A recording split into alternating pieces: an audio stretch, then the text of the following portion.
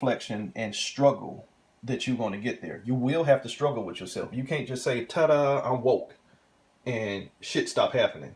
It's kind of like the more woke you are, and I hate that word too, but I'm going to use it. The more woke you are, the more turmoil you may find yourself going through. Because now you're seeking to find your way out of this experience. And that's going to sometimes bring in a higher level of experiences or a more detrimental level of experiences versus somebody who's just oblivious to existence and then they just, panning on through. But when you are on that journey, when you become that Argonaut and you are trying to sail across that river of life and get to the other side by finding out who you truly are, it brings a sense of battle sometimes.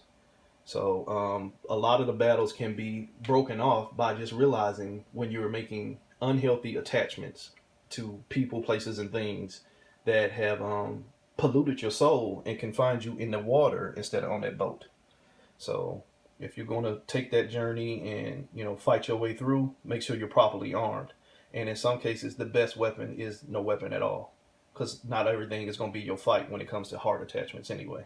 Sometimes fuckery is just fuckery, and that was for somebody specific, and I think you caught it. Um, the next center is the throat center, and just got to say shout out to my little blue aragonite. I love them. The throat center belongs to Thoth, Tahuti, Dehuti, whoever you want to call him. The throat is where we manifest our power. The throat chakra is also known as the power chakra. That is where you manifest existence.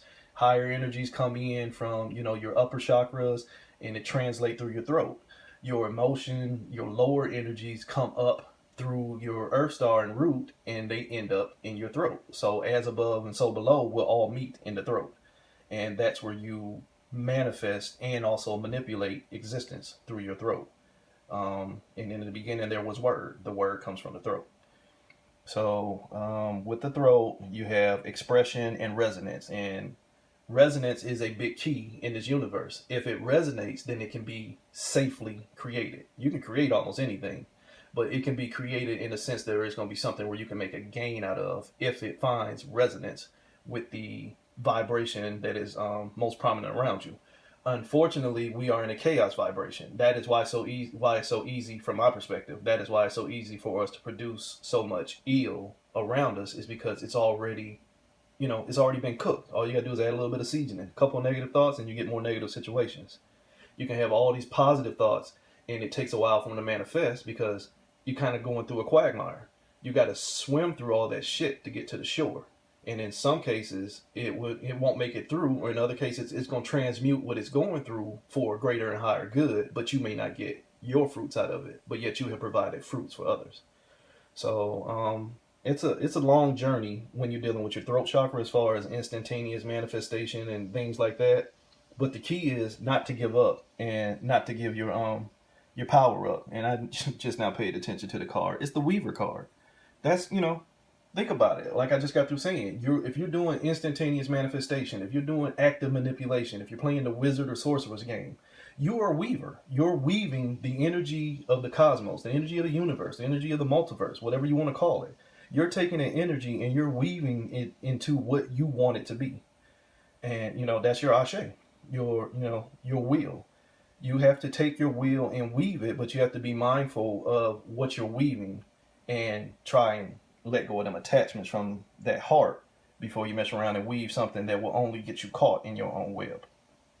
So be careful when you're trying to manifest things. Manifest what is going to be good to the soul and not just good for the soul.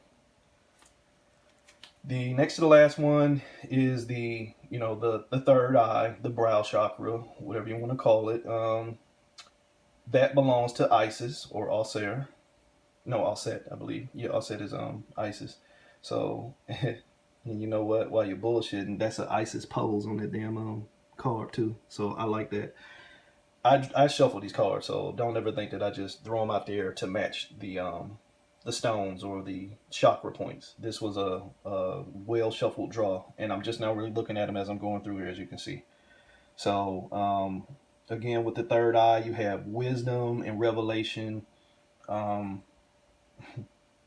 Wisdom is a key. You can have the most strongest third eye in the universe, But if you're not applying it to nothing,